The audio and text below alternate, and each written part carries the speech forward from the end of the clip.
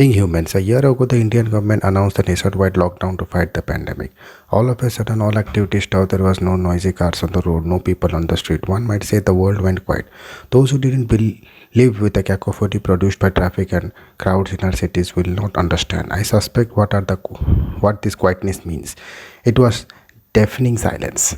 A year later, the noise has returned to its near normal levels. But this comes at a time when millions on the brink of a livelihood collapse. COVID fatigue has set in despite infection resurging and countries once again locking down. Vaccines are available, but instead of exhaling, the world appears to be even more anxious. So we must ask a few questions.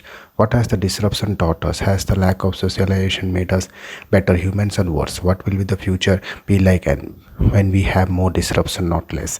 Are we in better position to handle the next global catastrophe? I suspect not. This is not to suggest that we as a society have not learned anything in the past year or have nothing to be proud of. Indeed, we have much. We should look back with amazement at the sacrifices made by doctors, nurses, sanitation workers, municipal workers, laboratory technicians.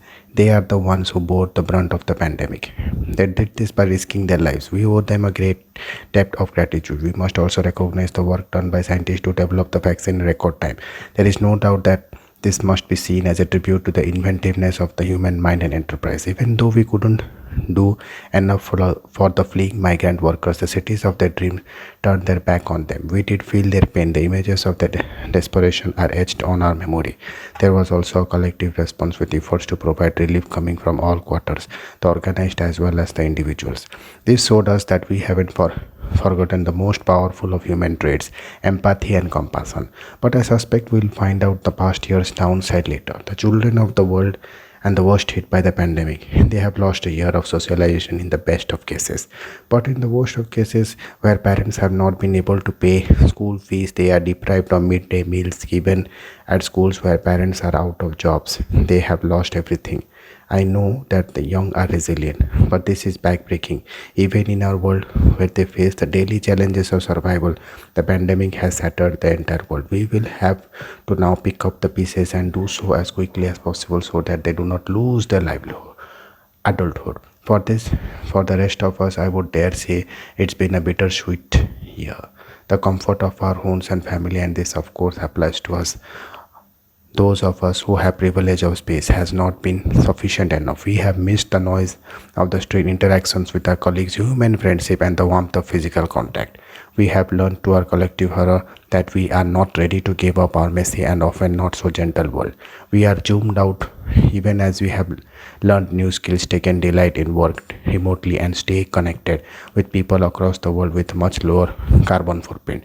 But the biggest mystery of the past year has been the disproportionate impact of COVID-19 on the more affluent societies. As I write this, the total number of cases in the world add up to a staggering 124 million, and a quarter of these are in the US alone. The jury is still out on this, but in India there is a strong belief, even if misplaced, that the virus is the disease of the rich.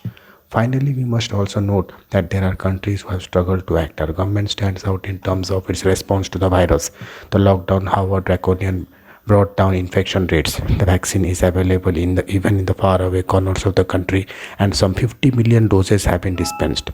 You can walk in, get the vaccine, something rich government are still working to organize. We can say that more is needed to be done for the livelihood security of the poor, but perhaps more needs to be done to ensure that our worlds do not break the COVID-19 code. If crowds are negligent today, it is also because they see happening during election rallies or at other gatherings.